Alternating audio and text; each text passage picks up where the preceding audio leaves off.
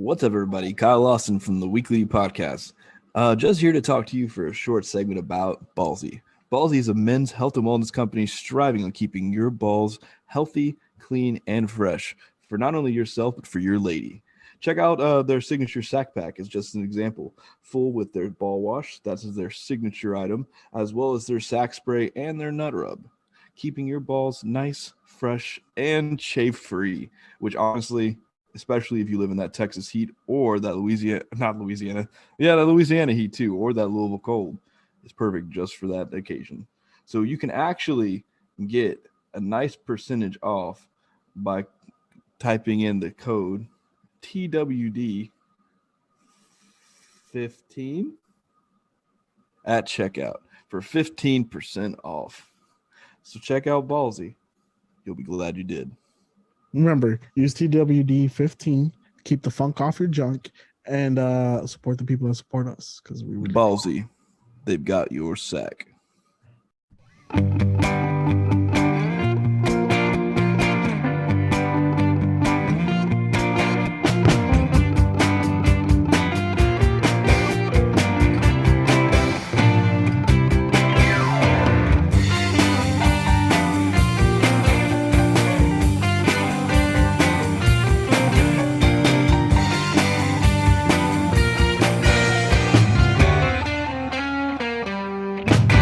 What's up, D-Fam and new listeners? Welcome to the greatest Bi-City podcast in the world, the Weekly Podcast, coming to you from the greater Houston area and Louisville, Kentucky. I'm your host for today, Kyle Austin, and I'm joined today by co-host and creator of the Weekly Podcast, Danny G. Today, we are also joined by a very special guest, making headway across the internet with his signature social media spice. If you like, I would like to welcome you guys to the creator of Dano Seasoning, Louisville local, seasoning kingpin, and let's be honest, you really don't know till you Dano. That's right. You don't know till you Dano. That's right, man. What's going on, man? How are you today? Oh, I'm good, man. Just I figured I'd go get my little camera set up so I can sit here and not hold the camera.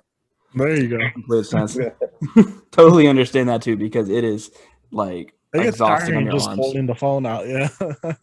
Yeah, Right. like it's less than a pound, but you don't realize how much it actually. You're just like, okay, I got to put this thing down. Then you end up doing this where you're just sitting up there, your chin's all up there. You get the bad angles. But welcome, Dano. It's great to have you on the show. Sure. I'm not gonna lie, huge fan personally. I really have been watching you for quite a while now, and my wife also really loves what you do, especially on TikTok and Instagram. She's a huge fan of all the social media marketing stuff. She's a marketing buff, so she loves kind of just what you do in there. Thinks it's a lot of fun too. So she likes the vibe. Awesome. But yeah, I guess we can kind of jump in it too. So for those of you guys who don't know, Dano, I believe in the Houston area. I don't know if you have any out there in Houston currently, correct? Out in Texas. I think our sales manager and the guy we just hired, they're in the Austin area right now.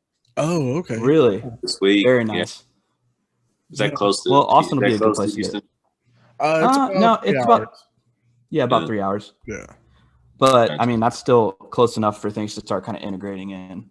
What's it called? So it'll be cool for everybody to get an opportunity to kind of see what you're about. But like I said, for those of you guys who don't know who Dano is the owner of Dano Seasoning.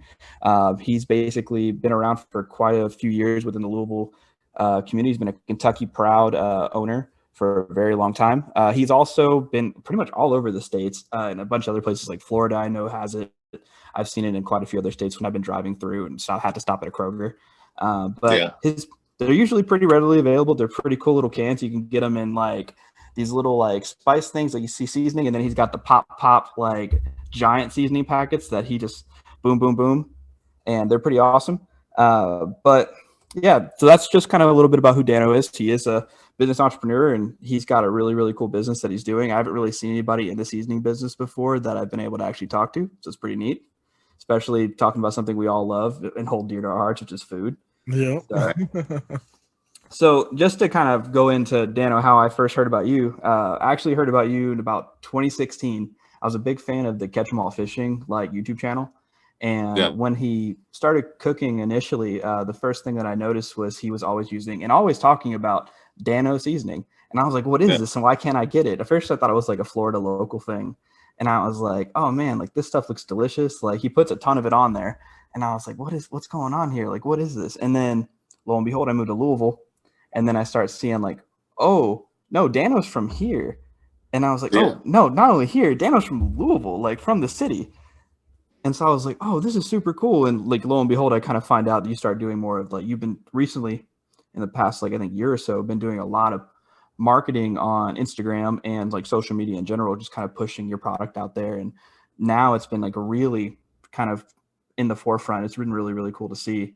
And we get to kind of see a little bit more about who you are, which is really cool. Mm-hmm. But yeah, no. So tell me about yourself, like initially. So what's the story behind like how Dano actually first got into seasoning? Like what made it happen? I've always loved to cook ever since I was a little kid. So was I a chef or anything like that? No, I was just somebody that loved to mess around in the kitchen. You know, if I'm making white rice, I'm going to add some extra stuff to it. I'm going to add some soy sauce. I'm going to throw some pepper in it and some other seasonings, and just always playing around in the kitchen. And it was actually when I came up with this seasoning blend was in school at UK. I was going to community college down there, and LCC is what it used to be called. I don't think it's called LCC anymore. Gotcha. But I was going to community college, and I remember it was like 2:00 in the morning. There was nothing to eat, and all I had was some frozen bone-in, skin-on chicken breast sitting in the freezer. And my buddy was like, "Thaw that out. Like, I'll show you what to do." And you know, because at that point in my life, I'm like used to like boneless, skinless stuff, not the bone-in, skin-on. It was kind of scary. So basically, we thawed this bone-in, skin-on chicken thighs or chicken breast out, and he started grabbing all these different herbs and spices, just emptying the spice rack out, and like covered this chicken like totally. And I remember we baked that chicken, and it was awesome. Well, so he just gave me the idea of like, I'm just sitting there watching him just like throw all these other seasonings and just like cover this chicken. You couldn't even see it anymore. And I'm like, ended up being pretty good. So I went like to Winn-Dixie the next day, got some more bone-in skin on chicken breast. And I started playing around, coming up with my own little tweaked recipe. And I don't know, after like 2 or 3 times of doing it, or every time like we'd be like, oh, let's cook something, and I'd be like, let me go get some chicken. Like, I know how to make some good chicken. You know what I mean? Yeah. And so sure. I basically, after so many times, maybe 2 or 3 times, I'm like, okay, this is how I do it. Like, I start out with this, and I add some of this, and add some of this, and I just had my little blend. So it was literally for about 15 years, because I graduated high school, Trinity High School in 2000. And so that was like in 2001. And so literally I had this recipe in my back pocket for like 15 years. I dropped out of school because I wanted to come back and sell insurance. And I was like, well, why am I going to school when I'm on the 5-year, 6-year program? I was like, I'm ready to go back and start making money. My whole family has always been in the insurance and financial planning business. So I'm like, that's what I'm going to do. I already know that. So why am I going to waste my time going to school? Let's get home and make some money. Well, I came home. Insurance didn't work out for me. Wasn't that I wasn't good at it. It was just the wrong timing in the market. Like, insurance was just like the worst time ever to become an agent. You couldn't write any business because you couldn't save anybody any money because it was so competitive. And then so I gave it 2 years, gave it my all on insurance, and then I got into sales, being it was like industrial electronic sales. Basically, I traveled around Louisville and Lexington area, 100-mile radius of Louisville, repairing any sort of electronic equipment that manufacturers might have. Servo drives, spindle drives, PLCs, dealing with like CNC machines, metal cutting, and any sort of manufacturing. So that was cool. I got a little knowledge and background of manufacturing. But then after about 5 years of doing that, I lost that job. And I was like, you know what? I want to do something different. I want to bartend. And so I couldn't get a job bartending anywhere. I had no experience, but I knew a friend, Jared. I've done some videos with him at his place, Lulu. I've done YouTube videos and stuff. And He owns 4 restaurants. He's part owner in Diamonds and Lulu and Jack's and Equus. Wow. So he's a good friend of mine. You know, after like 4 months, I started getting like some day shifts for bartending. And then, you know, I got my big break or whatever. After like a couple months, I got to work a Friday night. And they're like, all right, he's good. Well, before you know it, I didn't cook anymore. I was straight bartender. Well, when I was cook, I used to do specials, and I used to do my original chicken recipe. And it would sell out every time. People was like, oh, Daniel's got that chicken again. Like, everybody loved it. Still, at this point, it was never an idea in my head that that's what I was going to do, is make the seasoning. They were talking like 10, 11 years ago. So I literally bartended there for about 4 years. Bartended there totally about 5 years, but like the last year, I'm like, how am I going to get out of this? Like, you know, I can't bartend the rest of my life. It's not a healthy living, especially, you know, going to work at 5 and getting home at 6 in the morning and, you know, drinking and all that stuff. And it's like, I got to change my life, change this lifestyle. You know, I've always wanted to own my own business. I've always had really big dreams and big ideas. But, you know, some of the ideas that I have, you have to have $1 million. Well, if you don't have $1 million, how are you going to chase that dream? But so it was one day bartending. I remember like it was yesterday. This was around January 2015. I came in and I brought some chicken in that I made. It was like bone-in, skin on, a whole chicken. And there was one guy at the bar. It was 5 o'clock on a Monday. You know, it was the time that we were changing out the bartender. There's nobody in there. There's one guy. He wasn't even drinking. He was in there to play pool. And I was like, you hungry, man? And he was like, yeah. And I was like, here, you want some of this chicken? And he was like, yeah, sure. And so I cut like the chicken in half and I gave it to him. And he took one bite and he looked up and he's like, dude, this is the best chicken I've ever had in my life. He's like, why aren't you selling this? And I was like, Danos. I did exactly like that. Like I said, I remember like it was yesterday. I was like this and looked at him and I was like, Danos. I'll call it Danos because my name's Dan Oliver. Used to go by Danny, but people call me Dan. People call me Dan-O. You know what I mean? Yeah. And so it was just like, that was it. Like it hit me like a ton of bricks. And like, I could not wait to get home. That happened at 5 o'clock. I had to work 12-hour shift so I could get home and go home and start Googling and start watching YouTube videos on how you start a seasoning business. You know what I mean? So that, to answer your question, that's how it started. So that's just the beginning. That was the vision. That was my, you know, aha moment when I was like, that's what I'm going to do. Dude, that's so awesome. Yeah, that's freaking cool. And honestly, it's one of those things that I think like so many people like struggle with too, is kind of figuring out like, you know, what do I want to do with my life initially going into everything? You know, sometimes school just isn't the way, you know, and then also on top of that, like even if you do go to school, then it's like, well, I didn't really want to do that. Like, for instance, I'm a psychology major. I work in oil and gas. Not really exactly where I thought I'd end up, but you know, it's where I am. But I mean, like, it's really cool that you found that path and kind of indirectly, you kind of found what you wanted to do, not even realizing it was really what you wanted to do. And I think that's awesome. And I think that's what a lot of like people definitely kind of strive for. And I think you've been able to show that you achieved that. Now, I will kind of go back a little bit too. So when you were kind of building this business at this point, like what were some of like the biggest like challenges that kind of came along with building a startup? Like, well, I just told you the story about how it came to be, how I had the video, I had the vision. So that was, like I said, in January 2015 to start the business. Like here's the funny thing. I registered the business on April 13th, 2015.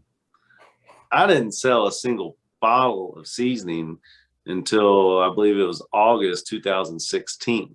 Oh, wow. Probably around the time that you maybe started seeing me with Catch 'em All. Actually, I think Catch 'em All was fishing was maybe like, I think that was probably more like 2017. That could have been like springish.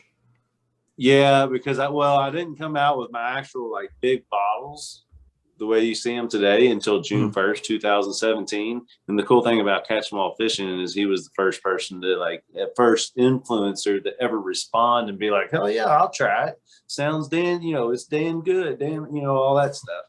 So he was cool.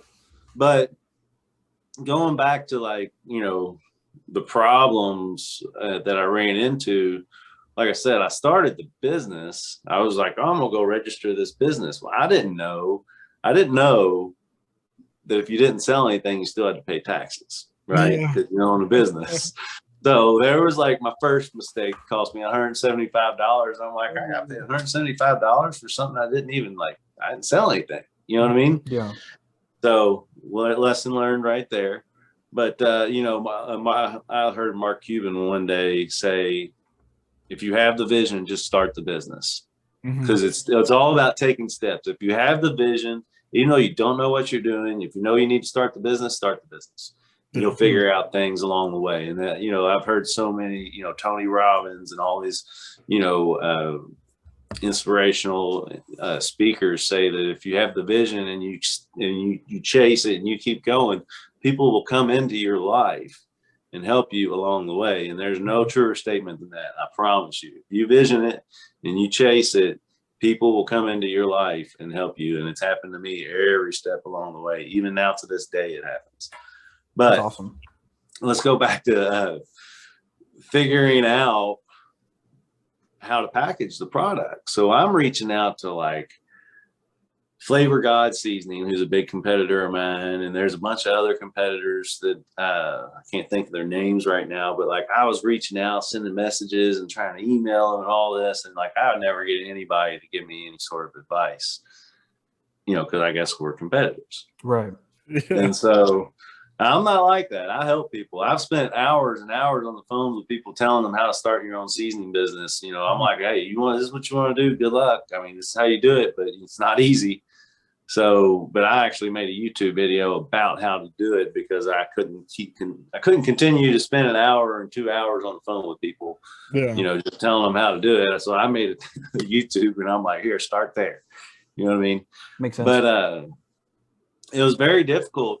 You know, like I said, I came from a whole family of financial planners and life insurance, and even like my stepbrothers and stepsisters, they all own their own businesses. I was literally like the only kid in the family that didn't own its own business. I was like the black sheep. I was like the one that was still trying to figure it out. They're like, we don't know about that Danny boy. You know what I mean? He's bartending, 35 years old. Like, hopefully he figures it out. But I always had vision. I always had, you know, I'm going to do something. I always told myself that ever since I was a little kid. I was like, I'm going to do something big.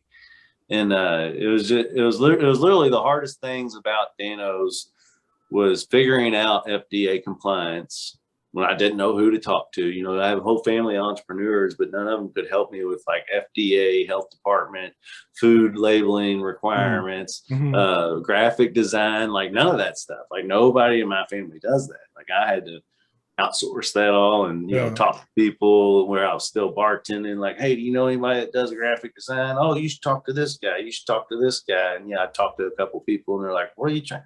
And none of the dots ever connected. But then I met a guy and didn't know him at the time, but, you know, we got to talking. He's like, oh yeah, I can totally help you do that. I've done a couple labels before. And so, you know, it's just, like I said, if you have the vision and you don't stop and you keep talking to people and, you know, you put it out there to the world, what you want to do, and you visualize it, you know, visionary, you know, everybody always talks about, you know, you got to be a visionary, you got to see it. And I always did. I was like, Dano's all over the place across the country. And it was funny in packaging the product, you know, like I said, it took me about 1.5 years to get it into, you know, after I paid a cook in the kitchen $100 to draw my little dude that you see on the bottle, the little dude, little fisher, little Danny is what we like to call him. Yeah. See, I grew up fishing every day. My dad used to drop me off at a pond and when the sun came up and picked me up at night. So that was kind of like remind me of myself when I was a kid, minus the suspenders and the straw hat. But, you know, I was just like, I want to make this Kentucky. Little added Kentucky flair. Right. So that was like where my little dude came from, you know, paid somebody $100 to do that, you know, paid this guy as much as I could out of my pocket to help me with my graphic design. And then he was sold on the product and he was like, one day you'll give me more money.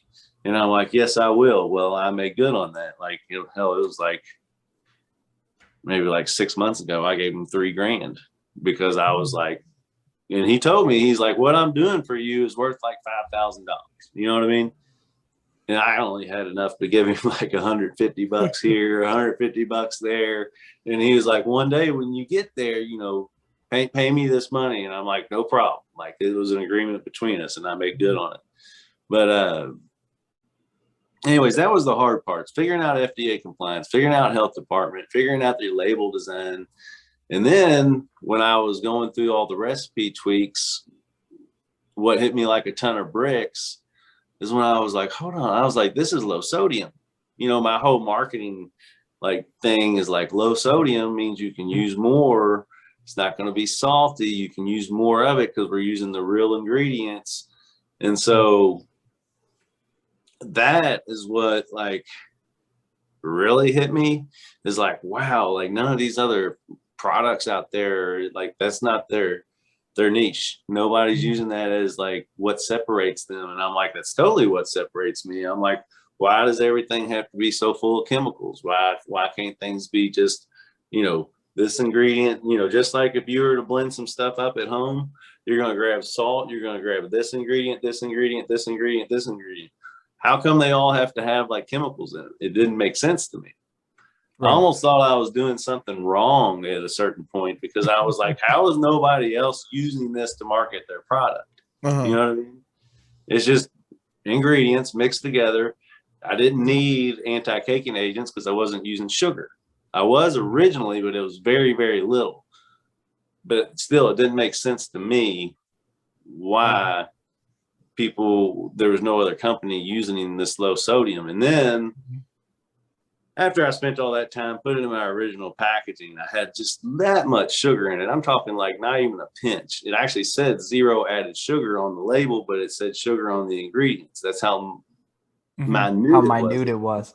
Yeah, it didn't even register on the panel, but I had to put it in the ingredients. And people literally, when I would be out putting it on a toothpick at like Paul's Fruit Market or, you know, a little grocery store, people would see that it had sugar and they wouldn't buy it for that reason. And I was like, oh, well, I'm getting rid of that. So then literally after about a month, I'm sorry, I'm getting long-winded.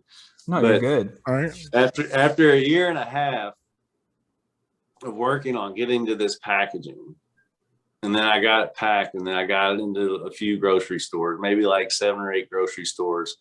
And when I started to go out and sample it, put it on toothpicks and, you know, sell it, whether I was cooking potatoes or putting it on a fresh cut tomato, I was selling it and having success. But I also, people would try it, say it was great, and then say it was too expensive. You know, how much is it? And I'd be like $7 or $8, and they'd be like, oh, no, thanks. Like I can buy other seasonings for $3 or $4, you know?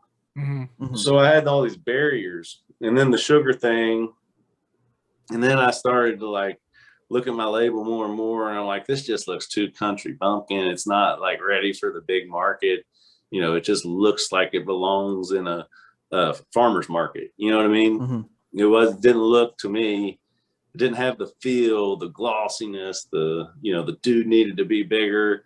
And so I literally spent 8 months rebranding, redoing the label, tweaked the recipe very little, but I was redoing the label to get it ready for the big market. And that's when I came out with my big bottles. It was all on June 1st, 2017.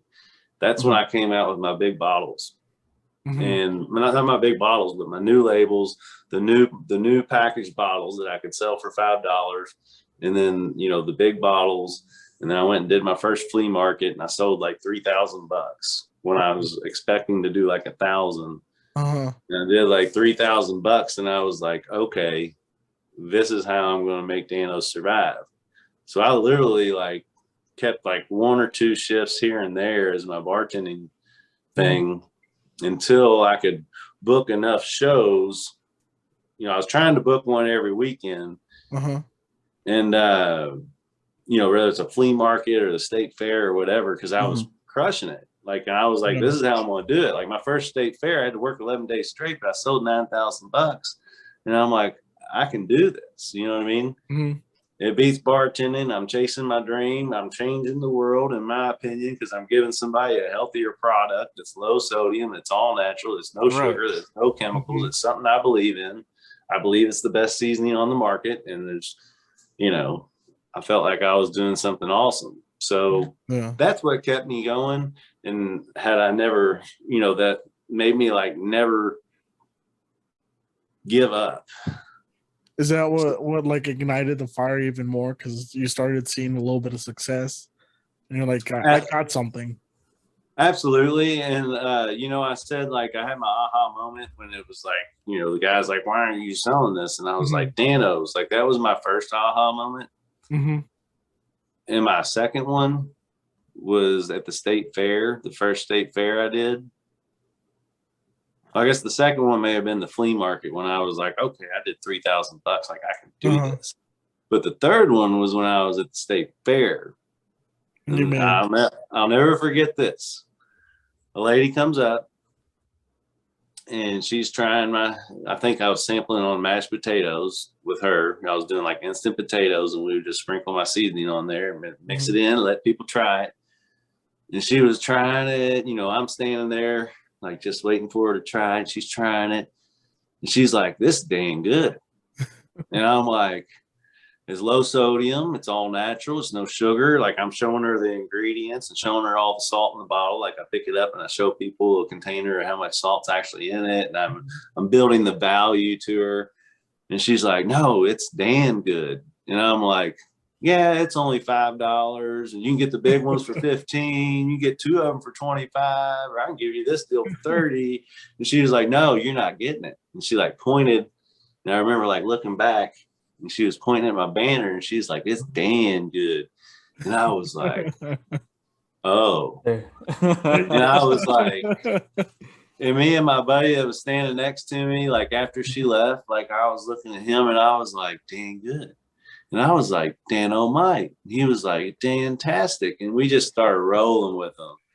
And it was like, you don't know till you Dan-o. And they just started coming like left and right. And I was like, this is like, okay, so not only do I have what I believe is the best seasoning on the market, I'm hitting people with low sodium seasoning the way it should be made, real flavor, real ingredients. There's nothing else like it. And now you're giving me this catchphrase, all these Dan puns, like to have fun with. Like you're gonna not only like are we the best tasting seasoning, but now we're the funnest seasoning. Like I don't know. That's when it was like I can never give up. You know what I mean? That is awesome. That's really cool. There's just something really funny about that. It's just like it's weird how fate just kind of falls in your lap sometimes, and you're just like, huh. Wow, this is actually about to happen, and it's just, and then you, like you said, it's just the idea thing kind of happening, and it's just like boom, boom, boom, boom, boom, and then before you realize it, you got something big. You got a product. Not only do you have the product, now you have something to kind of market it with, and then even then, like on top of that, everything sounds like it fell into place at the right times. Absolutely. And, everything happens for a reason. Even my dad was like, well, good thing I named you Daniel because your mom wanted to name you this other name. And I said, no, it's Daniel. And I'm like, well, I'm glad you made that happen. Thanks, Dad. Right. Yeah, that's awesome. Heck yeah. So you kind of started off in like flea markets as well as kind of like you said, like farmers markets and a few other places as well. So what kind of eventually kind of brought you into social media? Like what ended up kind of lighting the fire there? Well, so that was like I said, early or 2017 when I did the first flea market. It was the 4th of July flea market, then the state fair, and then I was booking literally like any sort of. I wasn't even doing any farmers markets because farmers markets would be like 4 or 5 hours, and like I'd sell like $200-300 in seasoning. Wasn't cutting it. I would go do these flea markets where there's 10,000 people there, and that's where I could do anywhere from $2,000 to $4,000 to $5,000 in a weekend. And so I was chasing the bigger shows where I know I could go do a minimum of $2,000 to $5,000, minimum of $2,000, and sometimes they are better than expected. But so I did that. And then I found Toothpick Timmy. I'm sure you've seen Toothpick Timmy. Yeah. He came along in March of 2018. I met him in a bar and I gave him some seasoning. And he tried it, whatever. Then I seen him 2 weeks later. Didn't know the guy. I just gave him some seasoning in a bar. We talked, chit chat or whatever. He's like, "Oh, thanks so much for the seasoning." Seen him 2 weeks later at the same place, and he's like, "Dude," he's like, "that's the best seasoning I ever had." I could tell he had the gift of gab. He's like, "You ever need anybody to help you? I'm your guy." And I was literally like, "What are you doing tomorrow?" "I'm going to Columbus, Ohio. I'll pay you $300 to go to Columbus, Ohio with me for 3 days." And so he was like, "Well, let me check." And, he's like, "I'm in." And I'm like, "Okay." So literally like the next day, I'm picking up literally like a stranger, taking him to Columbus, Ohio. We're staying in a hotel room, kind of in the hood together. Mm-hmm. And like, you can't make this up. Yeah. I couldn't pay him enough money to get us, or I didn't have enough money to get 2 hotel rooms. And he seemed like an honest guy. So we stayed in the same hotel room, and literally we sold out that weekend. And next thing you know, I'm like, Toothpick, I'm like, "Dude, can you help me next weekend? I got a show coming up." He's like, "Anytime." He's like, "I love this."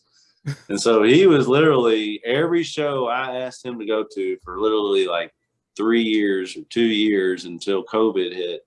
He was there. He was my right hand man.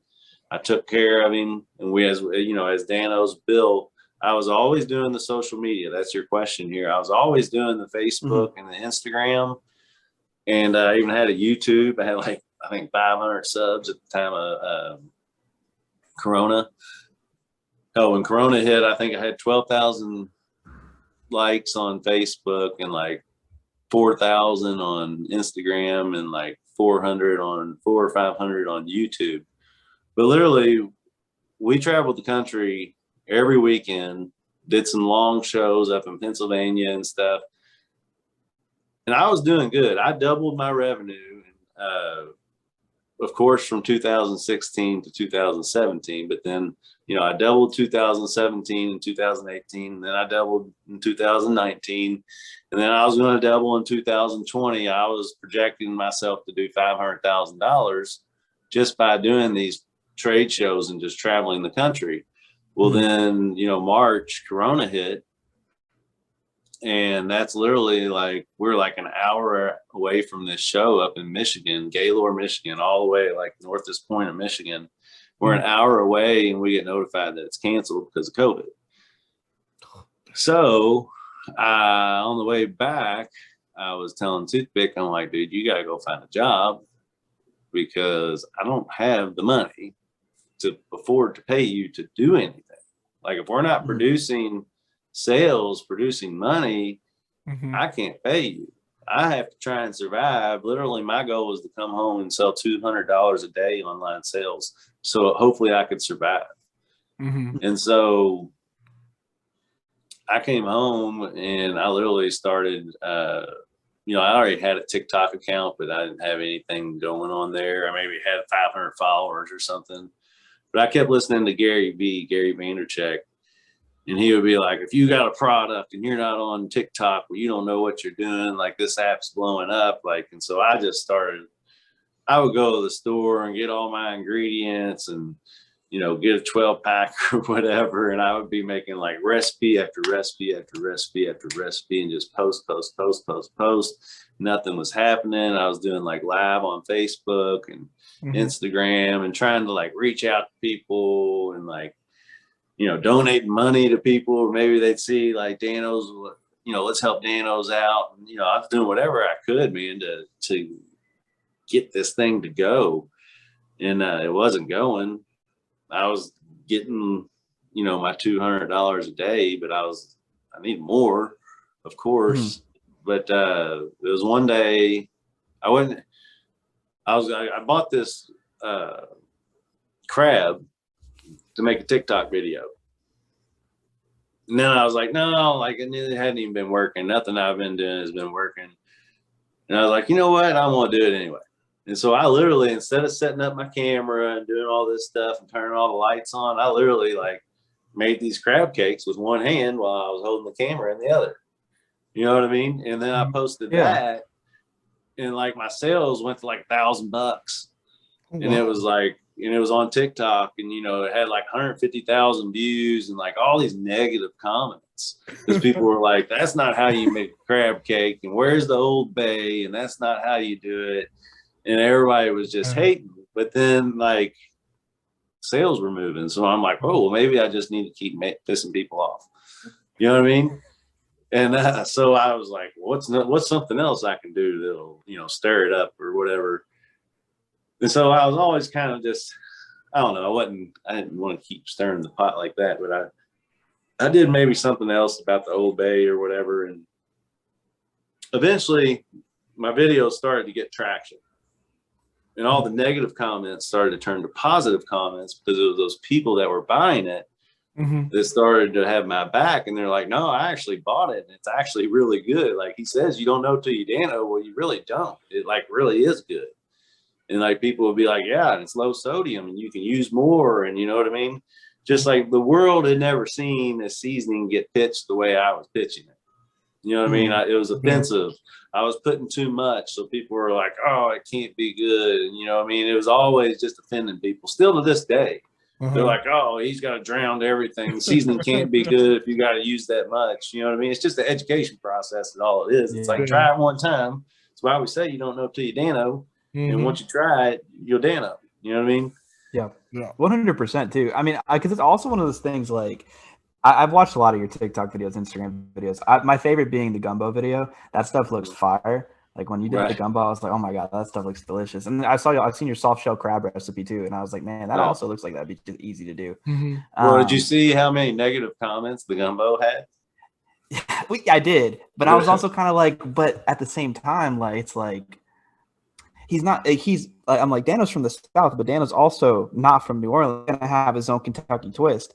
And when you try this stuff, you like, because I've had the seasoning, I have the spicy and the regular in my cupboard right now. And I'm like, when you actually taste it, the flavors actually do work really well with a good gumbo. Like being from Houston initially, right next to where that is, I get a lot of good gumbo. And I was like, the way his flavor profiles work, his gumbo would be amazing. And I'm just like, I was like, I'll just gotta try it and give it a chance. And I think that's what when I look at it, and my wife too, because she, like I said, she follows you on Instagram and a few other places too, and she's like, these look great. And I don't know what they're talking about. And like when it talks about the over seasoning, like no, like because when you actually like put it on there, like it's the perfect amount because you're not having to worry about it being too salty. The goal is not for it to be too salty. You're looking for the flavor of the natural ingredients, like the flavor of like the onion, the flavor of like the added kind of just spices. And it really does like make a difference. I don't know. I got your back. I'm one of those people who got your back on those, like personally, because. Well, I'll tell you something else that happens to a lot of people that like once they start using my product, I understand that not everybody's going to use it the way I do on everything. Like literally I use it on everything, like every day. It's a lifestyle. And that's not just because it's my product. It's because I like it. And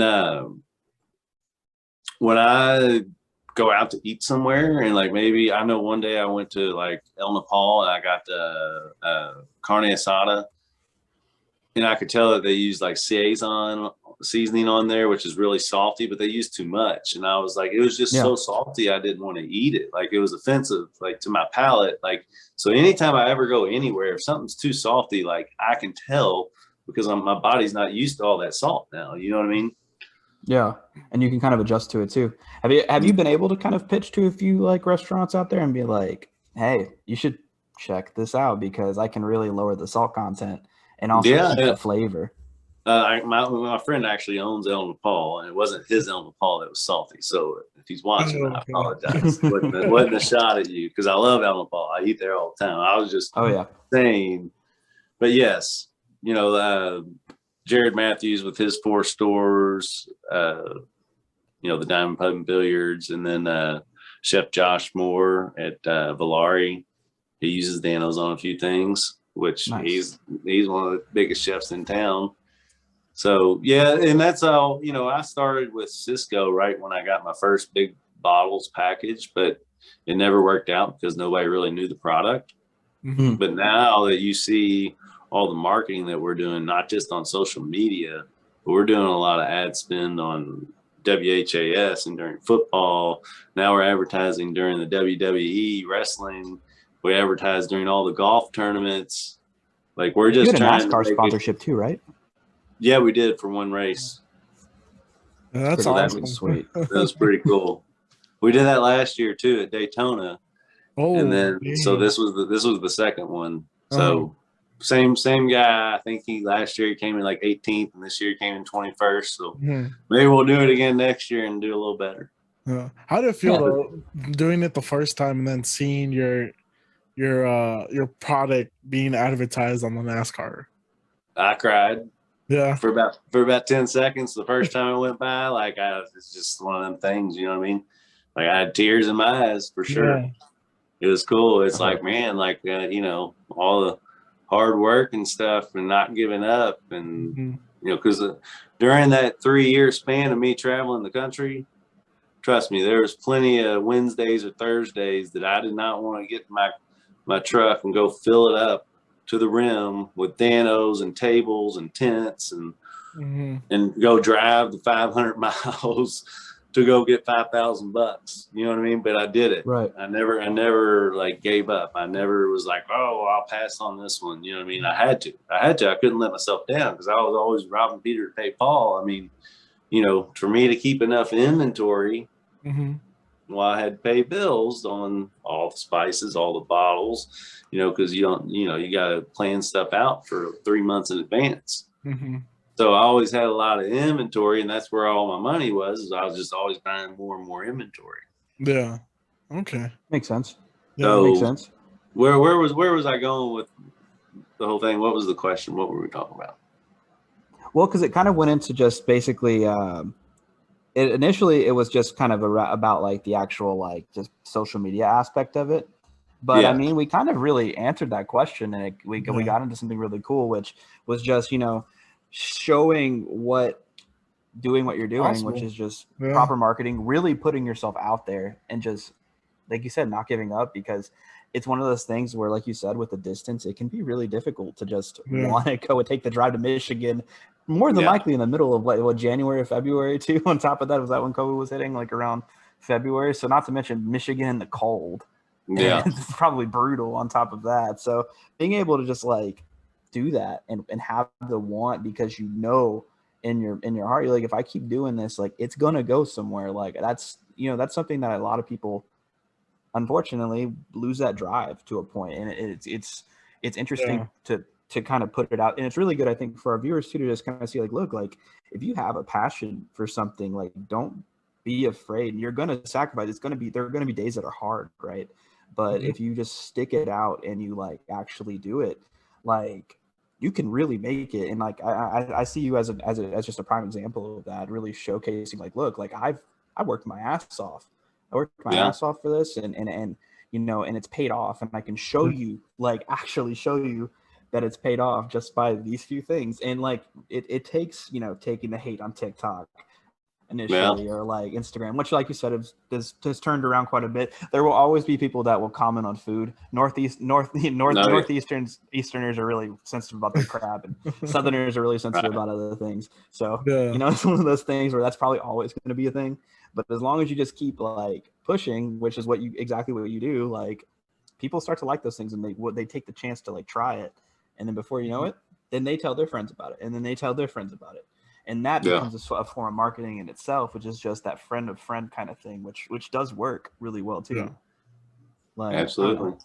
So I guess going into like the next question with it, so what are some states that currently don't have Dano seasoning that you kind of want to? You're like, okay, I need to bring this to like this next state. Like, what's the next big one? The next state is Texas.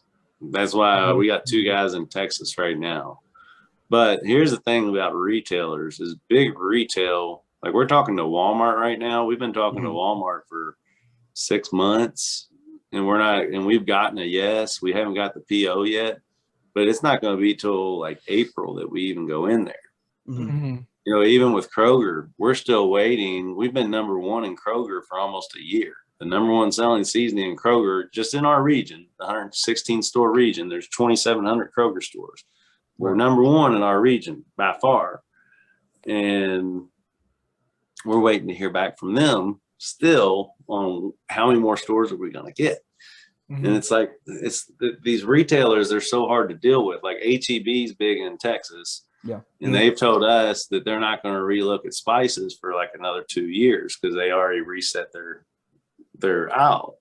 They're missing out, to be honest. Well, so we're like, well, you need to put us in as like a promotional item. Like we can put displays in. We don't have to be on the shelf. You know what I mean? We can do it a different way.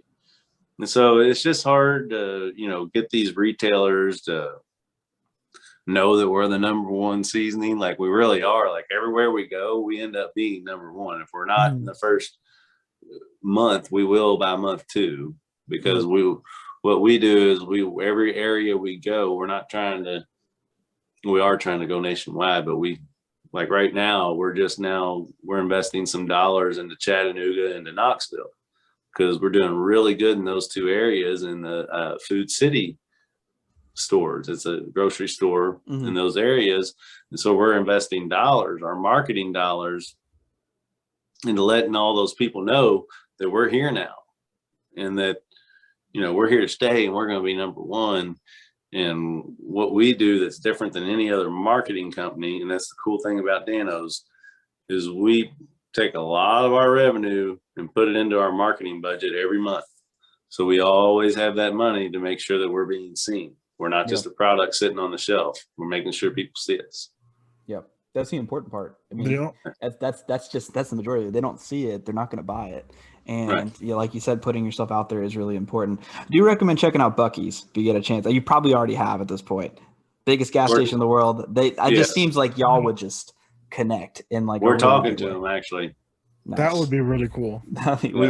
Any Texan will tell you they love Buc-ee's. They're going to tell you right there. And we're getting one in Kentucky. So. Really? Yeah, we're getting one near. Where's it called? WKU. Well, actually, not WKU. I think it is. It's in between Lexington and wherever. I think it's either WKU or EKU. I'm not too sure.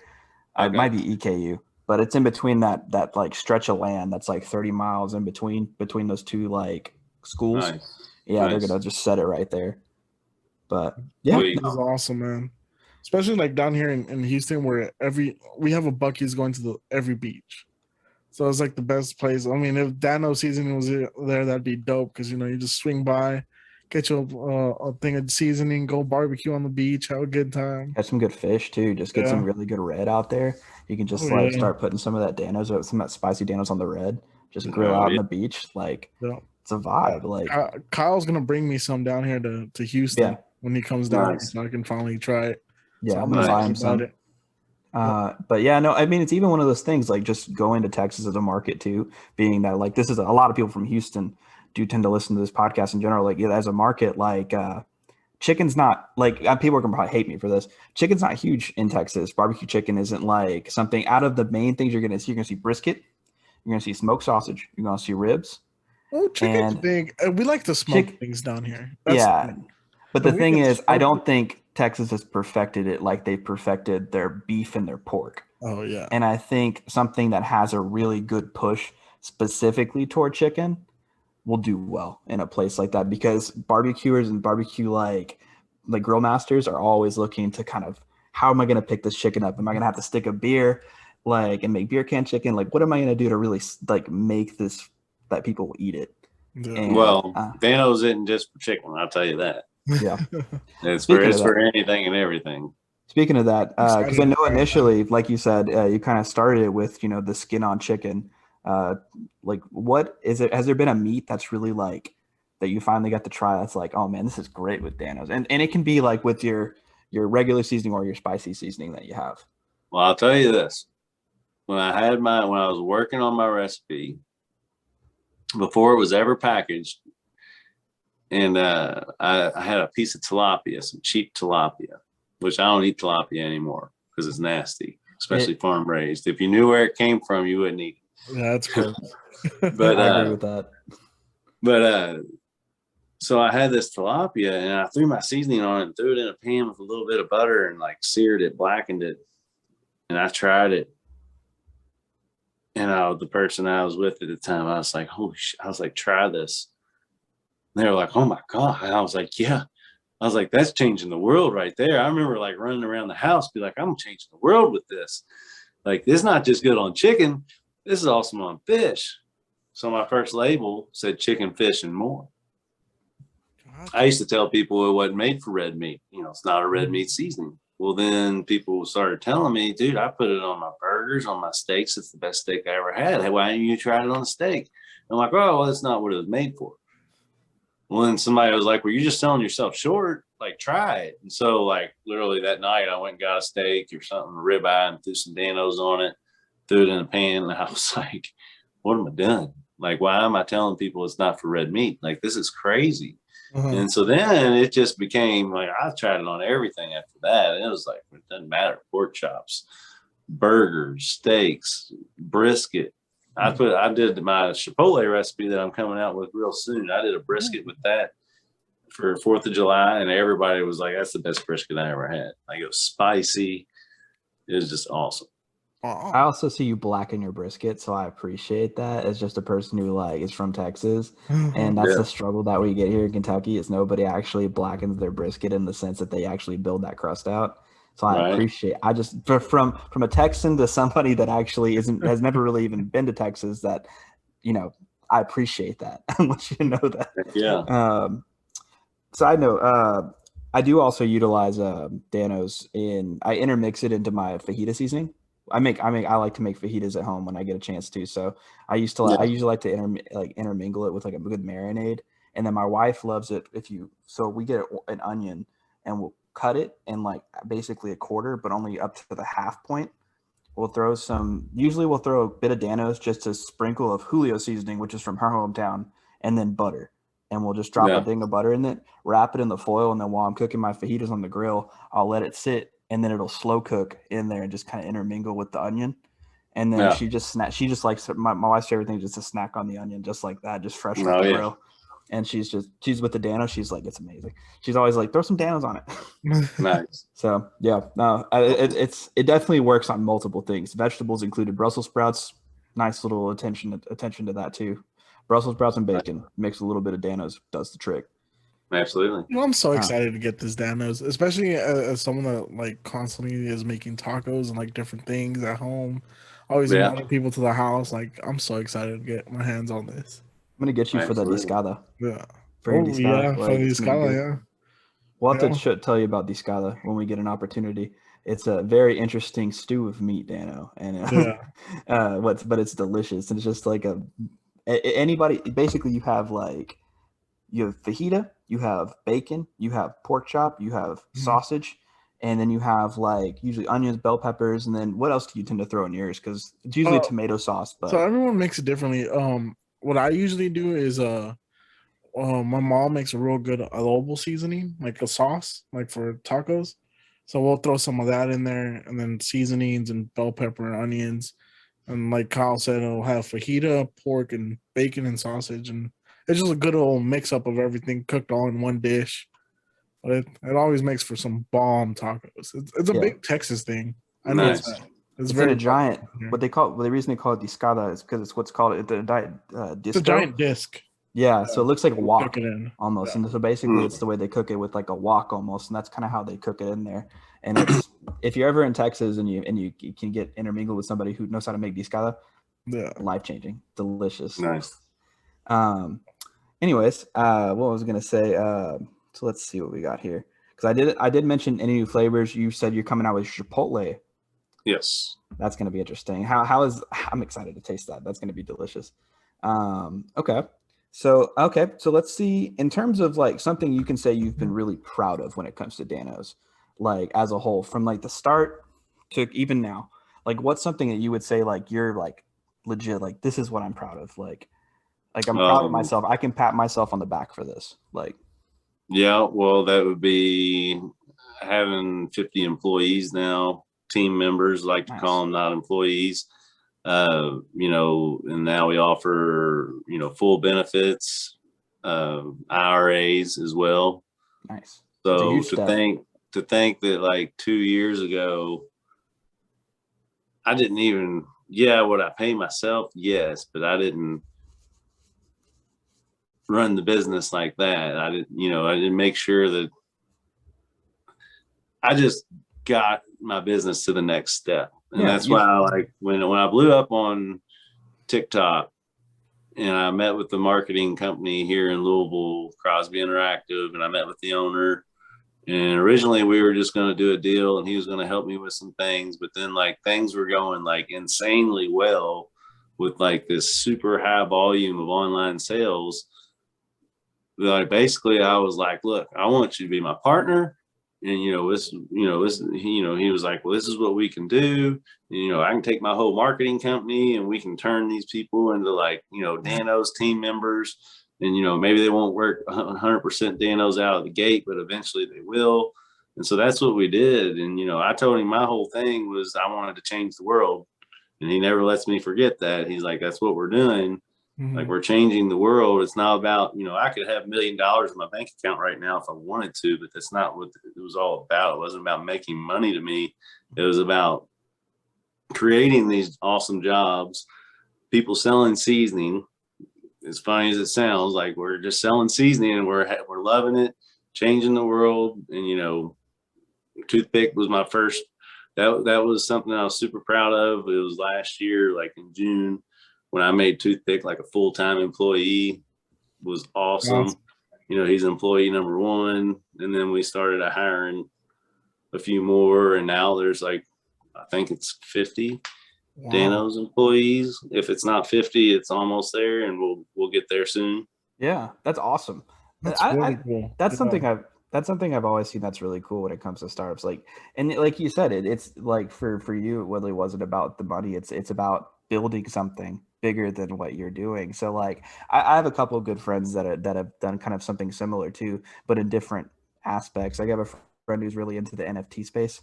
So I know you follow Gary Vee. So I'm assuming you probably do know a little bit about the NFT space and all that stuff, but he kind of helps build this, basically like build opportunities for people to create NFTs. And he helps with the coding and kind of does that. He's like, I like it. He's like, I keep my full-time job for now. And, I let myself, he's like, we make good money off of it. And when we make good money off of it, I give it to the employees that help on this, like my contractors that help make these clients like actually bring this imagination, this stuff to life. And when I have the opportunity to pay myself, I will. And when I do, that's when I'll finally like, I think feel achieved. And he's like, but right now the achievement I really feel and what I really love doing is just getting people to actually really feel like their stuff is worth what they're putting in, that the work they're putting in is actually worth the money they're making. And that he's like, and that brings me joy. And I can probably say that's probably very similar to you as well. It's like you putting in that passion for what you're doing. He's like, that's what makes it worth it in the end of the day. Seeing that they actually love where they work, they love what they do. I don't know. I think it's awesome. Yeah. You definitely gotta love what you do. What they always say: if you love what you do, you don't feel like you really like work. You know what I mean? And, exactly. It's not a job. Yeah. It becomes a career and occupation. It's very true. But I'm very much like addicted to my phone. Like I'm always on my phone looking at what's going on, what's the comments people are saying, what's our view count on Instagram, what's our view count on the website, what's our view count on Facebook, what's our view count here, sometimes me being the owner, sometimes people, in the office, I know they think that I don't work as hard as they do. I know that I'm looking at my phone all day, every day, tracking everything. Right. The analytics become addicting. Once you actually start getting a little bit of traction and you're just looking at it, you're constantly wanting to see where is it at? What am I doing? Like, is it working? Is it not? Right. Yeah. Absolutely. That's the fun part about it. I gotta say, I really respect the hustle though, because it's a grind. Like you deciding to go into something that's, I believe it's pretty difficult to get into, like seasoning, because everyone knows the household name McCormick and things like that. But you cut your own lane and you're like, I'm gonna do it this way. I'm gonna do it clean. It's gonna be awesome. Probably the best seasoning in the world. And I mean, just getting to talk to you, it's been very inspirational. Seeing how you got this idea, you followed through with it, you never gave up on it, and now you're growing vastly, and it's very cool, and I just gotta say, it is very inspiring to hear your story. And well, I'm glad it inspires you. It's awesome. Yeah. So, quick holiday related question. Holiday season's coming up. We're gonna have Halloween coming up. then Thanksgiving, then Christmas. So what are your favorite like holidays during this time of the year? Do you have a favorite one outside of these? And if you do, what's your favorite dish that you like to make? Like, what's that go-to?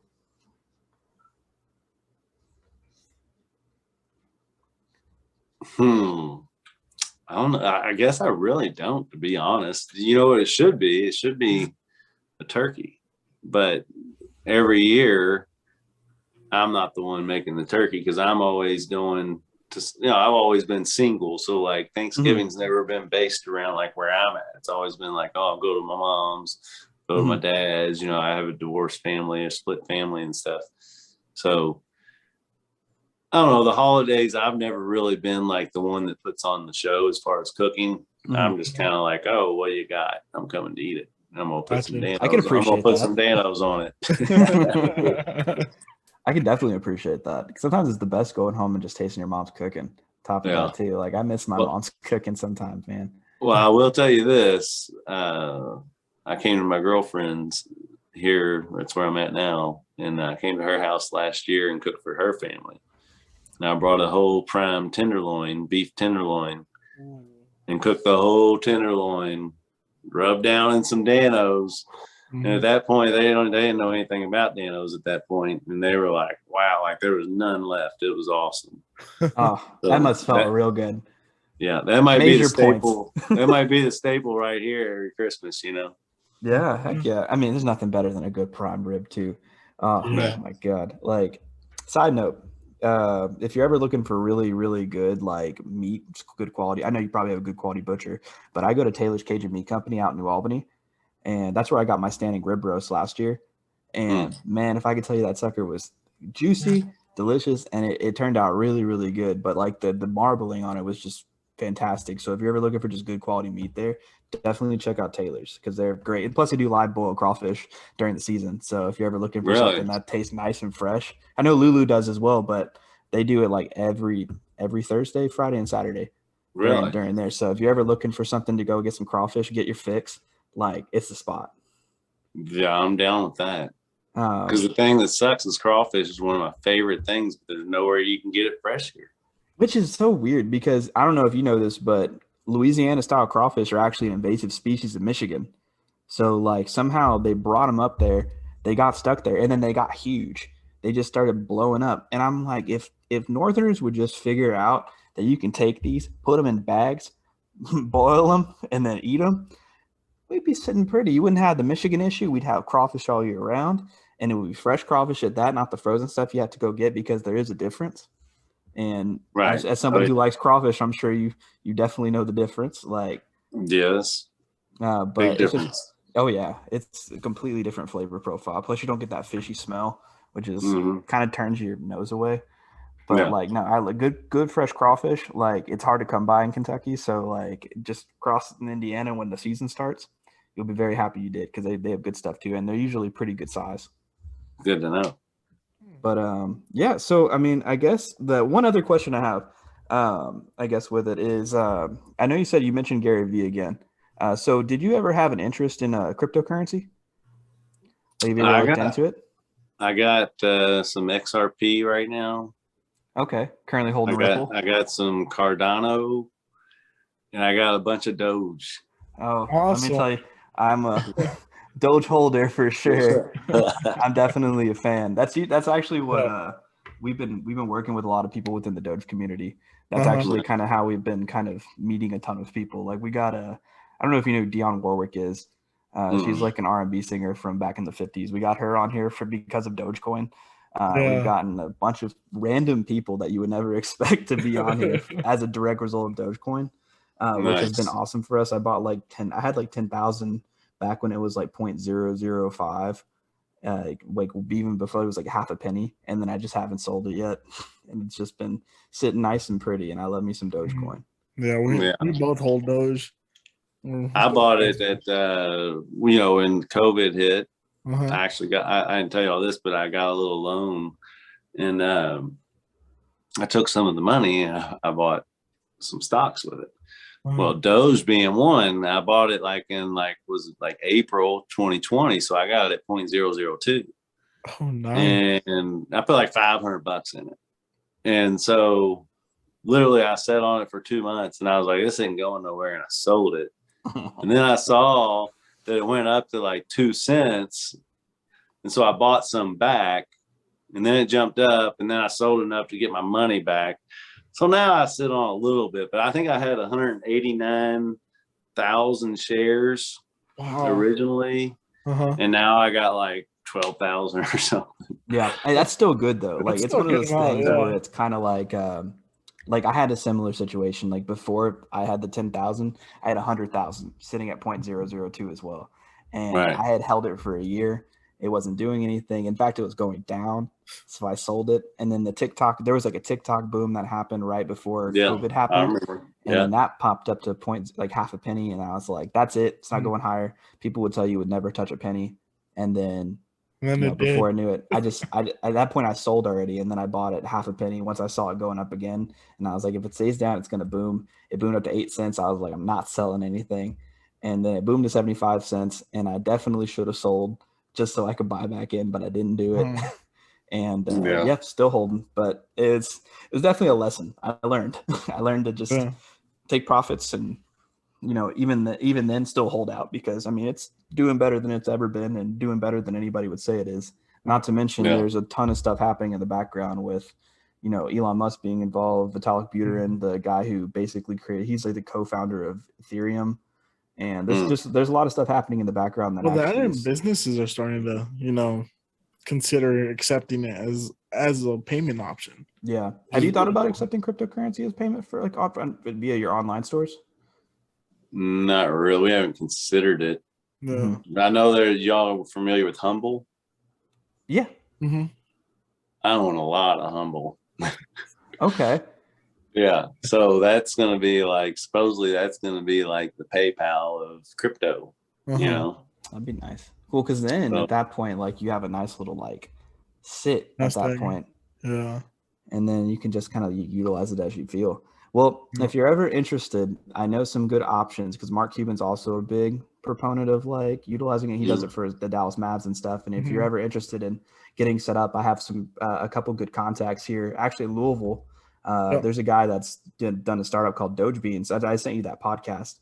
And basically, he used to be 73 Coffee Company, and COVID happened. Same thing, same situation. And he decided to rebrand the cryptocurrency.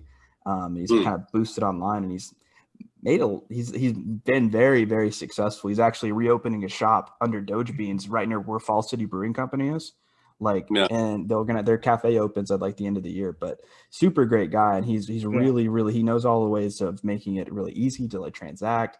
He has like these what's it called? He's been like kind of utilizing multiple cryptocurrencies, testing things out. But he's very, very very, very smart in that space. He understands like the different methods of payment, how you can make it easy, and then also transition it into USD if you want to do that, or if you want to hold it, you could do it this way. He's got like a lot of different options if you're ever interested in looking that route. But that was an interesting. No pressure or anything like that, but they did it. Yeah. Yeah. But no pressure or anything like that. It's just something that like is definitely happening right now in the space, and who knows where it could go. Yeah, but I know it is very scary for businesses, because you don't know where it's gonna go, and it could just that and the accounting part. I mean, that's what. Yeah, taxes are kind of. Yeah, rough. When we're talking to them, the guys from Doge Bean, like he was saying, one of the trickiest parts is the accounting aspect to it, because it's so volatile, it's up and down, and it just it's an interesting step. Like I said, a few more major businesses are kind of considering it nowadays. So it's just interesting to see how the Doge movement is working, Yeah. Well, part of my agreement with my partner is that he's the business manager. So I let him deal with that type of stuff. Yeah. Makes complete sense. I just know that the whole crypto thing, I'm not going to be left behind. I'm like, if I got a little extra money, I'm always buying something. Yeah. Exactly what we've been doing too. Yeah. It's like the exact same thing we've been doing. We're holding and kind of seeing how the world transitions, if it's transition, Yeah. Not too long ago, I mean, Bitcoin was a couple years ago, it was in the thousands. Now it's in currently it's sitting in the what 40,000s now? Well, like now 48K, it's El Salvador's official currency, which is a huge deal, which hasn't really been impacted yet. A lot's happening in that space, but it's going to be interesting to see where it goes. And the fact that you're holding any at all is good in general, because one crypto being successful usually tends to mean all the other ones kind of fall right behind it. So, but yeah, so I guess we can kind of go through this or that really quick if you want to do that, and then we'll kind of wrap this up, because so this or that is a segment where we talk to our guests and they answer basically this or that. Simple as that. If you would like to point out some good questions for future casts, you can actually hit us up on Twitter at the Weekly D Pod, at Danny_G951, and at It's That Kyle, using the hashtag this or that. So first one is basically no holds bars. If you say, you can say yes or no. If you don't have an answer for it, just you can just do this, and that should help. But the first one is gonna be chicken or beef. Chicken. Okay. Okay. I would actually go beef, but that's 2 against 1 right there. For chicken there. Okay. So let's go Budweiser or Bud Light. Ooh. Budweiser. Nah, man. Love me some good Budweiser. But I'm really gonna go Miller Lite though. That's fair. That's fair. Miller's delicious. But I'll take Budweiser over Bud Light, but I'd rather drink a light beer. But I drink Miller Lite. So. Yeah. Miller Lite's good. Yeah. We used to drink a lot of Miller Lite in college. A lot of Miller Lite in college. See, summer or fall? Fall. People don't realize how beautiful fall is here in Kentucky too. We get nice, really beautiful, beautiful trees. Texas is what's called evergreens. There's a ton of trees that never change color. So whenever you're driving through most of Texas, it doesn't never look any different, regardless of the time of year. Texas is always hot. It feels different. Right. Always hot. Don't look different. Beachfront or hill country? Beachfront. Okay. Nice. I was gonna say Thanksgiving or Christmas. Like, do you have a preference? I'd say Christmas. Christmas. Cool. And then Danny, you got any? No, you hit the ones. I was gonna ask him the same thing, summer or fall. Oh, like what that makes it easy. Season is. Yeah. Well, that was pretty much. I got one. WWE or NASCAR? NASCAR. Okay. Yes, sir. I'm assuming you went to. Let's see. Are you a Louisville fan or are you a Kentucky fan? I'm both, man. I was raised a UK fan. I went to UK and I kind of left a sour taste in my mouth. And I kind of came back to U of L fan. And then I'm like, whoever's winning, I want to see keep winning. You know what I mean? Absolutely. Like, now I'm a UK Kentucky fan or football fan because they're 5-0. I'm like, why am I not going to root for that? You know what I mean? Yeah. No house divided there. I definitely understand that. You ever think about doing like a tailgating event at one of the colleges? I think that'd be pretty cool. Yeah. Dano seasoning tailgate. Yeah. Smoke some meats. It would be. Dude, you could do some of that. Would be fun. I'd go to that. I love tailgating. Like, football season is one of my favorite seasons just to go. Like, it's my favorite. When we had a XFL team here, this podcast was actually sponsored by a local brewery in Houston. So we got to do a bunch of tailgating events where we would go pass out beer and like go convince people to drink their beer. So it's always a good time. I love the tailgating. You know, I don't know. Oh yeah. I think that'd be a fun thing to do. You know, or to see y'all do like Dano seasoning tailgate. Right. One day it'll happen. That'd be super dope. And if that happens, I'm not gonna lie, I'll be there. I'm gonna go try that. I'm gonna pop by and be like, hello. Yep. Well, that's pretty good, man. So this is basically our this or that. Dano, like, thank you for like hopping on here with us and coming and checking it out with us. It was really, really cool just to have you on, really talk to you, kind of just about your life and kind of just talk a little bit about your business and like where everything's gone. It's been super awesome to kind of see your success, and I'm looking forward to seeing it go full nationwide. Yeah. And I'm excited to bring Danny a couple different versions of this. Oh, dude, I'm excited. I'm gonna be making tacos. I'm gonna be barbecuing, smoking chicken. Heck yeah. I'm about to put Danos on everything. That's right. It's dang good. There you go. But yeah, guys. So thank you guys for listening. If you like what you heard, give us a 5-star rating and leave us a review on Apple iTunes. You can also give us a thumbs up on Spotify and a like on any other streaming service you listen to. Before I forget, Dano, where can they actually find you at? What's some good places to follow you when it comes to your social media? The best, all my handles are at Dano Seasoning. And if you go to danosseasoning.com right now in the month of October, we're doing 10% goes to the American Cancer Society for breast cancer awareness of all sales. And we got pink t-shirts that say season for a reason on them. So we're doing that also in the month of October. So that's a pretty cool deal. But yeah, the handle's at Danos Seasoning on all platforms. Sweet. Awesome. But yeah, guys, thank you guys for listening. Be sure to tell your friends about us. Best word of mouth is the best way to grow. And we will see you guys next time. Later. Sure. Thank you. Thank you.